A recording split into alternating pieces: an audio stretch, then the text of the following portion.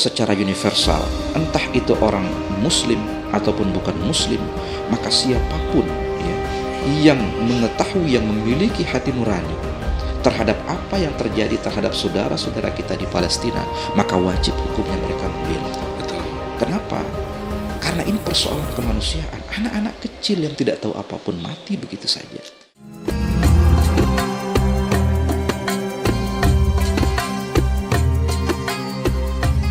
Bismillahirrahmanirrahim. Assalamualaikum warahmatullahi wabarakatuh.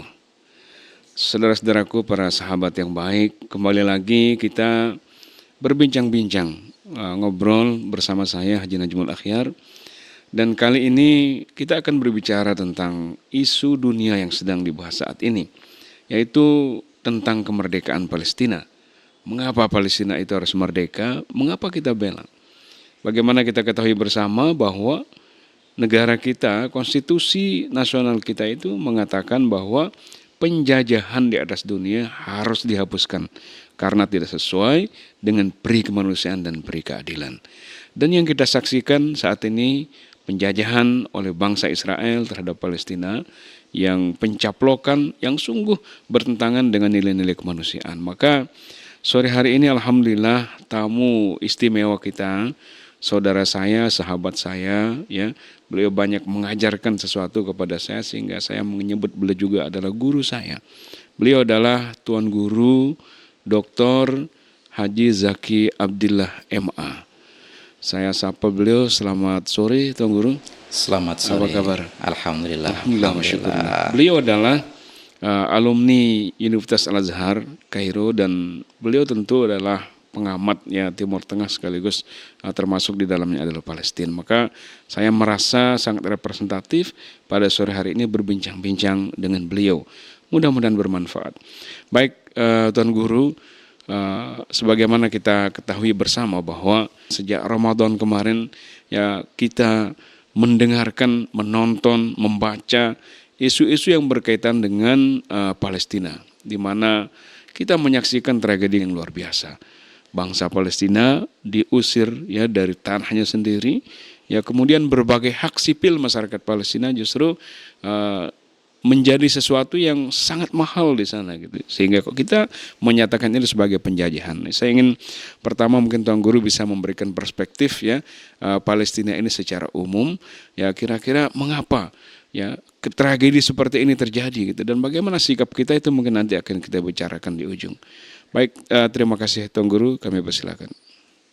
Baik, terima kasih. Assalamualaikum warahmatullahi wabarakatuh. Waalaikumsalam warahmatullahi wabarakatuh. Jadi pertama terima kasih, ini sudah diundang ya dalam bincang-bincang bersama Tuan Guru Dr. Haji Najmul Akhyar dalam diskusi kita pada saat ini.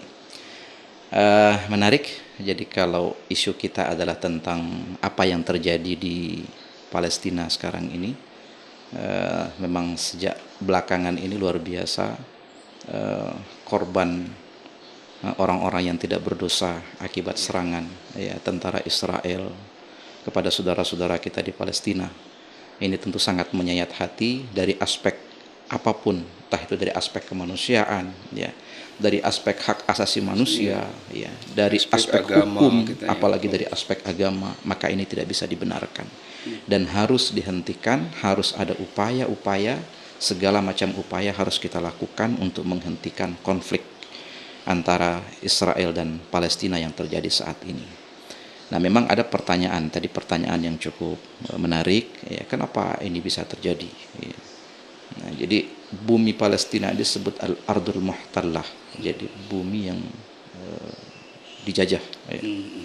Dijajah oleh untuk Israel dalam hal ini. Kalau kita melihat dari aspek sejarah memang cukup panjang ya. Kalau apa yang terjadi di Palestina khususnya di wilayah Al-Quds. Sekarang ini kan kita Al-Quds menjadi fokus. Iya. Al-Quds ini nama Islamnya Al-Quds. Orang Yahudi menyebutnya Yerusalem. Ya. Kemudian dulu pernah ketika dijajah oleh Yunani namanya Elia. Jadi berganti-ganti nama ya. Nah, Al-Quds ini punya sejarah yang sangat panjang sebenarnya sebelum sampai pada hari ini. Al-Quds ini adalah salah satu kota tertua di dunia. Usianya diperkirakan sekitar 5.000 tahun. Jadi 50 abad ya. Kota panjang sekali kalau kita melihat. Dan sepanjang itu sampai hari ini penjajahan di situ silih berganti. Terus terjadi. Nah, ini kan menarik. Ini kok Ya, ya. sasarannya Al-Quds Betul, terus ya. Palestina terus yang menjadi target dan sasarannya. Ya, mulai dari zaman zaman Firaun itu Ya, pernah ya. dikuasai oleh Mesir.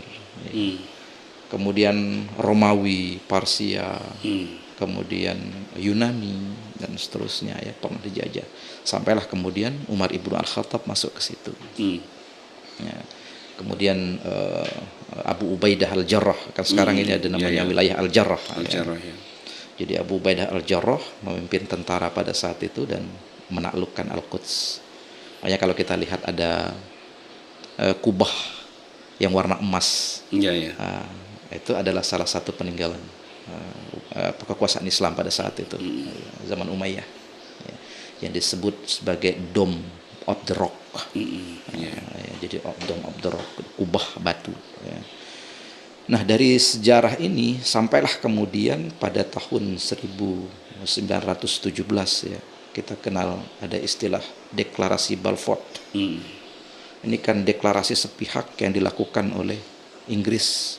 Betul. Pada saat itu ya, yang ujung-ujungnya menjadi objek teraniaya adalah saudara-saudara kita di Palestina. Ya, betul.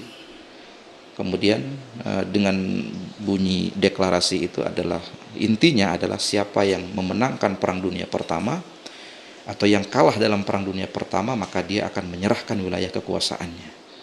Dan Perang Dunia Pertama itu kita lihat Inggris bersama dengan berperang dengan Utsmaniyah. Iya. Dan pada saat itu Utsmaniyah menguasai wilayah Palestina dan kalah. Ya, lalu maka kalah. konsekuensinya adalah itu, jadi menyerahkan. Tapi pada tahun 1917 itu belum ya. Sehinggalah kemudian wilayah Palestina itu memang tidak pernah ada pemerintahan sebelumnya. Sebelumnya tidak pernah ada karena di bawah wilayah kekuasaan. Utsmaniyah. Nah, sehinggalah ketika Inggris keluar pada tahun 47 di situ ada kekosongan kekuasaan. Tetapi ketika Inggris mendeklarasikan Balfour, itu sudah sedikit demi sedikit orang-orang Yahudi itu eksodus ke Palestina. Jadi dibenarkan dari Inggris mulai berdatangan. Ya. Sehingga apa yang terjadi ketika Inggris mengangkat kaki dari Palestina balik sehingga ada kekosongan pemimpinan tahun 1948 kemudian Israel mendeklarasikan kemerdekaannya secara sepihak. Ya, betul. Secara sepihak. Sehingga apa yang terjadi? Maka terjadilah penggusuran wilayah itu. Nah, menariknya pada kemarin tahun 2017, satu abad pasca Balfour, itu Trump kemudian dengan kekuasaannya dengan menyerahkan Yerusalem Al-Quds sebagai ibu kota Israel. Nah, itulah kemudian sekarang Israel itu merajalela di situ. Jadi dia mengusir saudara-saudara kita di Palestina ya, di wilayah-wilayah seperti kita lihat yang di media-media sosial yang berkembang pada saat ini. Dan sekarang sudah ratusan orang. Selalu alasan Israel melakukan penyerangan adalah untuk membunuh tentara Hamas. Selalu alasannya itu. Tapi secara fakta yang meninggal meninggal adalah saudara-saudara kita yang anak-anak sivil, masyarakat sivil, anak-anak kecil, kemudian wanita-wanita yang tidak berdosa. Masyarakat sivil yang tidak berdosa, itulah yang menjadi korbannya. Maka dari aspek inilah tadi kita melihat secara kemanusiaan apa yang dilakukan ini tidak bisa kita terima, dan kita harus menyampaikan sikap menentang, karena konstitusi kita juga sudah jelas ya bahwa penjajahan di atas dunia harus dihapuskan karena tidak sesuai dengan pri kemanusiaan dan pri keadilan. Itu dari aspek. Nah, saya kira itu gambaran umumnya Ya. terkait dengan apa yang terjadi di Al-Quds. Jadi menarik sekali Tuan Guru tadi dari sejarah yang disampaikan tadi. Jadi ada satu kesimpulan sementara mungkin yang bisa kita ambil itu seakan-akan kedaulatan yang seharusnya menjadi hak milik bangsa Palestina itu diabaikan begitu saja oleh semua negara yang mendukung penjajahan ini. Ya, mulai dari Inggris, kemudian juga Prancis, ya kemudian tadi kita dengar bagaimana Donald Trump seenaknya saja, ya bahwa seakan-akan kedaulatan negara lain ini ada juga dalam genggamannya gitu. Padahal mereka mengaku diri sebagai negara-negara demokrasi, ya kampium demokrasi. Nah sekarang kondisi terakhir yang mungkin Tuan Guru pantau ya di Palestina pada saat ini, yang tentu sangat ya menyedihkan kita semua ya, bagaimana anak-anak kecil menjadi korban, masyarakat sipil juga kemudian yang tidak berdosa menjadi korban. Tetapi seakan-akan ini didramatisir bahwa yang mereka cari itu adalah tentara Hamas seperti yang dikatakan tadi. Ya, apa kira-kira ini ada memang skenario by design ya Tuan Guru ya, yang kemudian juga berkaitan dengan informasi-informasi yang kita terima dari berbagai pihak yang mencoba ya untuk menempatkan seakan-akan Israel ini dalam merupakan memang negara yang memiliki kekuasaan atas Palestina. Ya, bagaimana Tuan Guru memandang itu? Ya. Memang sebagian negara ya Amerika dan sekutunya, Inggris dan sekutunya terutama ya yang menyepakati kan sekarang ini kan dunia berada pada negara-negara dunia berada pada dua posisi. Satu yang mengakui keberadaan Israel, satu tidak. Ya. Maka yang mengakui keberadaan Israel, otomatis mereka melegitimasi apa yang dilakukan oleh Israel dengan dalih bahwa mereka mempertahankan diri atas serangan yang dilakukan oleh Hamas. Legitimasi dari negara-negara yang mengakui keberadaan Israel dan mendukung bahwa serangan Israel itu adalah bertujuan untuk mempertahankan diri mereka, menjadikan Israel ini menjadi semakin percaya diri untuk melakukan serangan. Ya, jadi seolah-olah sudah mendapatkan suntikan moral dari negara-negara tersebut. Bahkan sampai hari ini Dewan Keamanan ya PBB ya itu belum melakukan keputusan apapun. Tidak memberi resolusi. Tidak ada resolusi apapun yang muncul, tidak ada kesepakatan apapun terhadap apa yang terjadi di sini. Nah, ini seolah-olah memberikan ruang kepada Israel untuk ya sudah lakukan saja apa yang kamu kehendaki. Kalau sudah tercapai keinginanmu, baru kita selesai. Kan seakan-akan seperti itu. Nah, memang terkait dengan tadi bahwa ketika dia melakukan serangan bahwa seolah-olah Hamas menjadi target. Nah, ini juga menarik sebenarnya. Nah, ini perlu kita analisis lebih dalam lagi di internal Palestina sendiri sebenarnya memang ada dua kubu besar di situ, yaitu Hamas dan Fatah. Fatah. Secara kekuasaan administrasi pemerintahan itu Fatah yang pegang. Secara ketentaraan, gerakan ketentaraan lah kita bilang, karena kan Palestina itu tidak punya tentara. Tidak punya tentara karena belum diakui sebagai negara. Jadi ya kalau negara tentara itu ada kalau negara sudah ada. Mereka hanya memiliki pengaman, pasukan pengaman istilahnya. Nah, tapi mereka belum memiliki tentara. Nah, jadi sekarang ini adalah keberadaan Hamas. Memang Hamas dengan Fatah ini juga kalau kita lihat dari sejarahnya ada pernah terjadi konflik.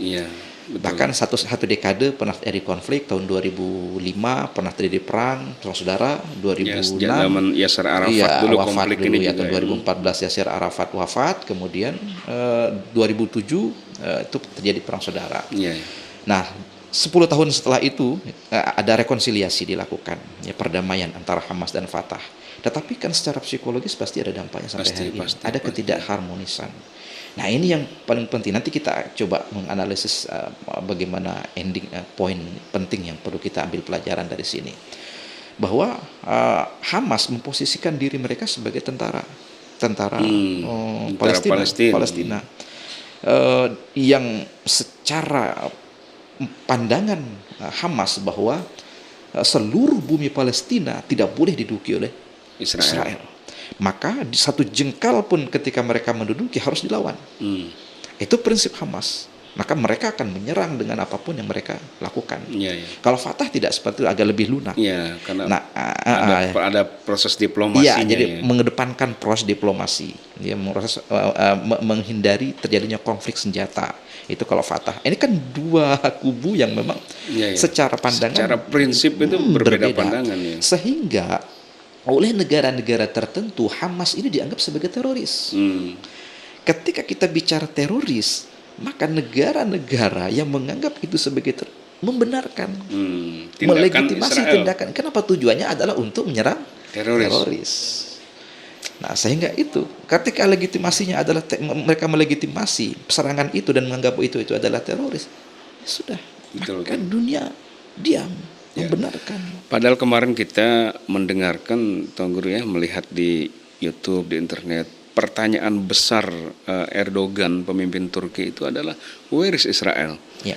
Jadi mulai dari awal sejarah bahwa Israel ini sebetulnya organisasi Zionis saja ya, kemudian mencaplok tanah Palestina sedikit demi sedikit ya, sehingga sebetulnya kalau kita kembali kepada titik balik awal itu pantas itu pertanyaannya Erdogan, where is Israel? Di mana Israel itu sebetulnya? Nah, dari sisi pandangan sejarah seperti itu yang kemudian secara perlahan-lahan bisa menduduki bahkan merasa berhak atas Palestina itu, ini sungguh menurut kita adalah sesuatu yang sangat tidak sesuai dengan prinsip-prinsip ya bernegara yang dianut secara universal oleh masyarakat dunia. Tapi kemudian pertanyaannya Tuan Guru ya, Israel ini kan atau Palestina ini di negara Arab ya, di negara yang sangat dekat secara psikologis dengan negara-negara Arab. Kemudian bagaimana posisi misalnya yang kita harapkan tentu negara-negara besar yang memiliki modal yang kuat secara finansial, secara ketentaraan seperti Arab Saudi misalnya. Itu pandangan Tuan Guru gimana itu? Jadi begini, kalau saya secara pribadi mengatakan begini. Jadi masyarakat Palestina tidak bisa bergantung sepenuhnya kepada negara-negara luar. Tidak bisa. Artinya bergantung dalam pengertian bergantung sepenuhnya. Ya. Oke lah, untuk sekarang ini memang mereka memerlukan simpati dari negara-negara luar dan kita harus simpati untuk itu. Tetapi kalau bergantung sepenuhnya dari ketentaraan dan lain sebagainya untuk saat ini berat. Tidak bisa ya. Ya, tidak bisa. Karena begini, di dalam Al-Quran itu sudah jelas bahwa Israel itu pernah melakukan kerusakan 2 kali di muka bumi. Walaupun ada tafsir mengatakan pembunuhan Nabi Zakaria dan Nabi Yahya dan seterusnya. Lalu kemudian pada kedepannya pada surat Al-Isra ayat 7 itu Allah dengan jelas menyatakan di sana, fa idza jaa wa'dul akhirah, ketika datang janji Allah yang kedua, maka nanti akan diutus ibadan lana uli ba'sin syadid. Jadi kalau Allah menyebut ibadan lana itu siapa itu orang-orang itu? Jadi ibad yang tidak ditentukan oleh teritorial atau wilayah kekuasaan tertentu secara geografis tidak, tapi Allah menyebut ibad yang muncul dari bumi-bumi Palestina itu. Jadi tidak hanya muncul dari negara-negara luar juga, tapi ibad itu adalah siapapun umat Islam yang benar-benar menyembah Allah dengan benar-benar. Kata ibad itu kan. Jadi Allah mengatakan ibadah lana. Maka secara tersirat itu menunjukkan bahwa Palestina akan bisa membebaskan diri mereka dan Israel akan diselesaikan oleh Allah ketika umat Islam itu menyembah Allah. Menyembah Allah dan bersatu padu ya. Untuk otomatis ketika orientasi penyembahan kita adalah satu, yaitu Allah, maka otomatis kita akan bersatu.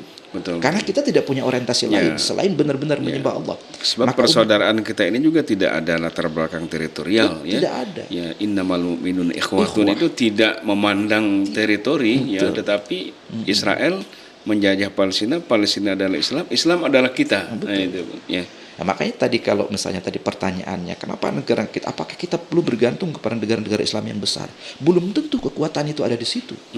Bisa saja kekuatan itu muncul di negara-negara Islam yang tidak memiliki senjata. Kenapa? Ya, ya. Karena kekuatannya ada di ibad, Betul, bukan di betul. senjata. Bukan di senjata, ya. Artinya kedekatan ya seseorang kepada Allah Subhanahu wa taala. Maka ketika sudah umat Islam menjadi ibad, maka uli ba'sin syadid. Ya, subhanallah. Jadi di situ kami akan utus mereka dengan hamba-hambaku, kata Allah. Dan ketentaraan yang luar biasa, dengan kekuatan yang luar biasa, yang nanti akan membinasakan musuh-musuh Allah Subhanahu wa taala. Jadi artinya apa yang saya maksudkan tadi, bahwa sudahlah, kita memang tidak bisa bergantung kepada negara A, negara B, negara C. Yang kita seru adalah umat Islam secara keseluruhan, betul. dimanapun mereka berada. Ya. Entah itu dia berada di negara kaya ataupun di negara tidak kaya. Betul. Itu yang paling poinnya adalah. Ya. Dan mempersiapkan itu generasi-generasi kita. Betul. Sekarang begini dong, Guru. Kita sering mendengarkan ya orang, apakah ini pertanyaan merupakan bahasa retorika ya atau apa yang mengatakan kenapa sih Palestina itu harus kita bela, gitu ya. Secara teritorial dia bukan negara kita, Iya, ya. betul. Secara ekonomi juga umpamanya dia, katakanlah kalau dia kalah ataupun menang, tidak berpengaruh terhadap ekonomi kita, terhadap kehidupan kita. Lalu mengapa sementara di sekitar kita ini masih banyak masalah-masalah ya yang harus kita selesaikan, kita tuntaskan. Nah, tetapi tentu kita memiliki jawaban-jawaban spesifik ya, Tuan Guru mungkin bisa menyampaikan pencerahan tentu kepada sahabat-sahabat yang baik di seluruh Indonesia, bahkan di seluruh dunia. Yang pertanyaannya adalah mengapa Palestina itu harus kita bela? Baik, ini menarik pertanyaan ini. Jadi kenapa kita harus membela Palestina? Banyak sebab. Ya. Pertama, ya, karena nilai-nilai kemanusiaan. Betul. Ini yang paling penting. Artinya, kalau secara universal, entah itu orang Muslim ataupun bukan Muslim, maka siapapun ya yang mengetahui, yang memiliki hati nurani terhadap apa yang terjadi terhadap saudara-saudara kita di Palestina, maka wajib hukumnya mereka membela. Betul. Kenapa? Karena ini persoalan kemanusiaan. Anak-anak kecil yang tidak tahu apapun mati begitu saja. Perempuan-perempuan yang tidak mengerti apapun mati begitu saja. Masyarakat sivil yang tidak berdosa mati begitu saja. Jangankan mereka, ya, mohon maaf, hewan pun ketika dibantai kita memiliki belas kasihan. Betul. Ini manusia yang terhormat. Oleh karena ini alasan pertama, alasan kemanusiaan, maka wajib hukumnya apapun agamanya, apapun suku, apapun rasnya, memiliki kewajiban untuk membela masyarakat Palestina atas dasar kemanusiaan.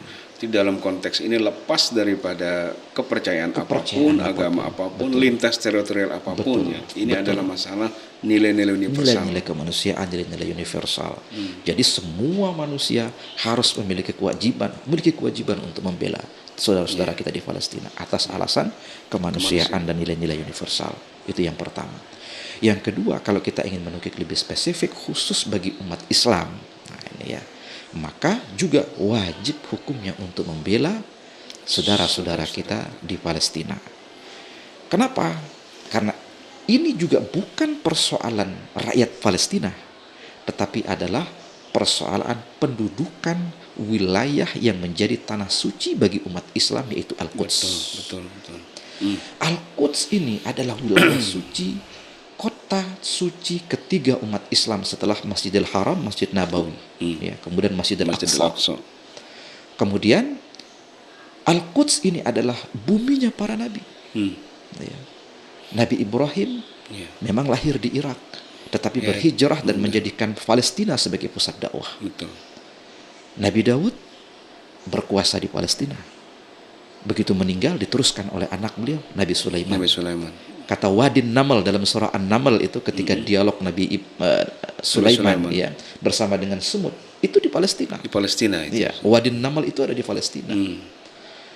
Peristiwa-peristiwa luar biasa terjadi di situ. Nabi Zakaria ketika sudah usia tua ya, lahir di situ. Tua, tidak mendapatkan anak. Mihrabnya ada di Palestina. Nabi Yahya lahir di Palestina. Nabi Isa ya kemudian lahir di Palestina. Subhanallah. Kemudian Para nabi juga banyak di situ. Ketika Siti Maryam diperintahkan oleh Allah untuk bahasa kita mengguncang kurma, itu di Itu mana? juga di Palestina. Palestina, subhanallah. Iya. Jadi luar biasa. Jadi luar biasa, tidak ada alasan. Kalau misalnya katakanlah umat Kristen aja misalnya, atau umat Kristen yang kemudian mereka menuhankan ya, Nabi Isa Nabi Isa, misalnya. ya. Isa itu di mana? Kan di Palestina juga. Maryam yang mereka juga memuliakan itu di mana? Di Palestina juga. Ya. Artinya kita sebagai umat Islam, umat yang beragama punya kewajiban untuk membebaskan Al-Quds itu, karena itu adalah kiblat pertama bukan hanya umat Islam tapi para nabi. Betul. Nah, dan tentu yang paling fenomenal, paling sejarah yang luar biasa yang dikenang oleh umat Islam adalah peristiwa Isra dan Mi'raj. Iya, betul. Ya. Sudah jelas dalam Al-Qur'an. Jelas subhanalladzi asra bi abdihi, itu sudah jelas ya. Bahkan diyakini yang sekarang Qubbatus Sakhra itu yang warna emas itu, di situ diyakini sebagai tempat berpijaknya Rasulullah ketika naik untuk Mi'raj. Ya. Nah, ini alasan-alasan penting bagi kita untuk menyatakan bahwa Palestina harus dibela, Al-Quds harus dibela oleh umat Islam dan juga oleh masyarakat dunia. Secara spesifik ya, kita umat Islam di Indonesia ya. Dan ketika kita bicara Indonesia juga sebenarnya bukan hanya umat Islam, tetapi bangsa Indonesia juga secara historis harus berterima kasih juga kepada Palestina yang memberikan dukungan yang luar biasa atas kemerdekaan Indonesia. Jadi hubungan emosional kita sudah luar biasa ya. Maka saat ini tentu kita melihat alhamdulillah bagaimana Indonesia memainkan peran. Walaupun mungkin tidak sangat signifikan memainkan peran diplomatis dan menjadi pemain tunggal dalam konteksnya memutuskan sesuatu untuk Palestina, tetapi Indonesia sudah melakukan gerakan-gerakan kemanusiaan yang luar biasa. Sepakat. Tidak hanya secara resmi oleh negara, tetapi juga oleh umat Islam yang ada di Indonesia, sehingga benar-benar orang Palestina itu merasa bahwa Indonesia itu adalah merupakan saudaranya, sehingga mereka keberatan juga apabila Indonesia itu diganggu, kedaulatan Indonesia itu ada masalah dengan Indonesia, maka Palestina juga seperti menganggap itu masalah bagi mereka sendiri, merasa terluka juga, terluka. Nah, kemudian Tuan Guru, jadi kan banyak hal yang bisa kita lakukan ya untuk Palestina ini, walaupun mungkin menurut kita tidak signifikan, tetapi apabila dilakukan oleh banyak orang, maka itu akan menjadi gerakan besar gitu. Nah, mungkin Tuan Guru bisa menyampaikan ya kepada sahabat-sahabat kita yang baik, apa yang harus kita lakukan untuk Palestina saat ini. Jadi hal kecil, yang kecil tapi saya yakin semua orang bisa melakukan itu adalah doa. Doa. Dan itu jangan diabaikan. Jangan sekali-kali mengabaikan doa. Sekecil apapun doa. Jangan menganggap bahwa doa itu harus dilakukan oleh orang-orang yang mungkin secara lahir dia terhormat. Tidak. Bisa jadi doa-doa kita, doa-doa orang yang terzolimi itu kan tidak ada hijab antara doa itu dengan Allah Subhanahu. Jadi hal yang paling sederhana adalah jangan sekali-kali mengabaikan doa. Maka berdoalah sebanyak mungkin untuk saudara-saudara kita di Palestina, saudara-saudara untuk pembebasan Al-Quds ya. Kita berdoa mudah-mudahan Allah memberikan jalan keluar dengan segera, menyelesaikan konflik ini dengan segera ya. Ataupun kalau misalnya yang bisa melakukannya dengan memberikan bantuan secara materi dan lain sebagainya, itu bagi yang mampu silakan. Tetapi hal yang paling kecil sih doa, itu yang pertama. Yang kedua adalah yang paling penting juga adalah memberitahukan kepada generasi kita tentang sejarah Al-Quds. Ini penting. Kenapa? Karena tidak banyak generasi-generasi kita sekarang yang tahu Al-Quds itu apa. Iya, betul. Kiblat pertama umat Islam itu di mana? Anak-anak kita apakah sudah kita beritahukan kepada mereka bahwa Nabi Isa itu lahir di situ, Isra Mi'raj Nabi Muhammad itu di situ, Nabi Zakaria di situ, para anbiya di situ. Ya. Jadi ini perlu kita sampaikan kepada generasi al-ajyal, yaitu generasi-generasi yang akan datang. Karena bisa jadi mereka ini adalah yang mudah-mudahan kita, tapi kalau tidak kita, generasi ini menjadi ibadah lana. Siapa tahu Generasi kita akan menjadi ibadah lana. Kalau mereka generasi kita menjadi ibadah lana, kita punya andil di situ karena kita berkontribusi untuk mendidik mereka, menyampaikan ini loh Israel, ini loh Al-Quds yang sesungguhnya, ini loh kota suci umat Islam yang ketiga. Nah, ini hal-hal yang mungkin sederhana yang jangan sekali-kali kita abaikan. Ya, intinya walaupun mungkin kita melihat bahwa persoalan yang sedang terjadi di Palestina, kemudian kita merasa tadi Tuan Guru menyampaikan salah satu cara kita menyelesaikan diantaranya itu adalah kita semua umat Islam ini dekatkan diri kepada Allah, ya. Kemudian dengan kedekatan yang ada kita berdoa kepada Allah. Siapa tahu 1, 2, 3 di antara doa-doa kita itu dikabulkan oleh Allah Subhanahu Wa Taala. Maka selain itu juga tentu Tuan Guru banyak gerakan-gerakan yang dilakukan saudara-saudara kita menghimpun donasi. Ya jangan kita remehkan kalau itu uang 1.000, 2.000 ya atau ya mungkin kita hanya punya uang 50.000, 100.000, tetapi ketika terakumulasi maka lihatlah rumah sakit yang ada di Palestina itu adalah sumbangan orang per orang di Indonesia yang dikumpulkan menjadi besar ya. Kemudian dapur umum yang saat ini sedang banyak dilakukan oleh relawan-relawan dari Indonesia, itu juga adalah sumbernya adalah uang-uang rupiah demi rupiah yang kita kumpulkan, yang mungkin kalau kita pegang kita seorang sedikit gitu ya, mungkin hanya 5.000, 10.000, tetapi terakumulasi menjadi banyak sehingga itu sangat dirasakan manfaatnya oleh saudara-saudari kita yang ada di Palestina. Ya terakhir mungkin ada saran-saran ya dari Tuan Guru yang bisa disampaikan kepada sahabat-sahabat kita yang baik yang menyaksikan dialog kita pada kesempatan ini. Ya, jadi saudara-saudara sekalian, persoalan di Palestina itu adalah persoalan kita semua. Bukan hanya persoalan saudara-saudara kita di Palestina saja, tapi itu adalah persoalan kita bersama yang harus kita selesaikan bersama juga. Kita harus memiliki andil di situ dengan cara apapun. Dengan cara memberikan donasi seberapapun yang kita mampu, dengan cara kita berdoa dengan khusyuk kepada Allah Ta'ala, mengajarkan generasi-generasi kita tentang apa itu Palestina dan bagaimana Palestina harus kita pertahankan. Dan tentu saja yang paling penting adalah saudara-saudara sekalian, kita harus mendekatkan diri kita kepada Allah Subhanahu wa Ta'ala. Mudah-mudahan ya saudara-saudara kita dari Palestina akan terbebas dari segala bentuk penjajahan yang dilakukan oleh orang-orang Israel pada saat ini, dan mudah-mudahan kita diselamatkan oleh Allah Subhanahu wa Ta'ala. Amin ya rabbal alamin. Terima kasih Tuan Guru. Jadi ngobrol yang luar biasa yang bermanfaat. Insyaallah banyak hikmah yang bisa kita petik, kita pelajari dari apa yang Tuan Guru sampaikan tadi. Dan tentu harapan kita sekali lagi, mari kita bergandeng tangan, mau dari organisasi apapun, ya latar belakang kepercayaan apapun, mau dari partai politik apapun, kita bersatu padu karena persoalan Palestina adalah persoalan kemanusiaan secara utuh, yang tentu semua kita tidak mau melihat ada saudara-saudara kita siapapun dia terjajah ya di tanahnya sendiri, bahkan dibunuh padahal mereka adalah orang-orang yang tidak berdosa. Sungguh menyedihkan. Jadi saudara-saudaraku, para sahabat yang dirahmati Allah, sahabat-sahabat yang baik, demikian tadi obrolan singkat kita pada kesempatan ini sungguh sangat bermanfaat. Mudah-mudahan bisa masuk ke dalam alam pikiran kita, sanubari kita, untuk bersama-sama memulai dan meneruskan satu tekad bahwa kita adalah ingin dan tetap menjadi bagian dari membebaskan. Saya istilahkan itu menghapuskan air mata saudara-saudara kita dan menghentikan genangan darah yang sedang terjadi di Palestina pada saat ini. Mudah-mudahan Allah merahmati kita semua. Demikian, terima kasih Tuan Guru sekali lagi. Allahumma fiqh wal hadi ila sabilir rasyad. Wassalamualaikum warahmatullahi wabarakatuh. Waalaikumsalam warahmatullahi wabarakatuh. Alhamdulillah.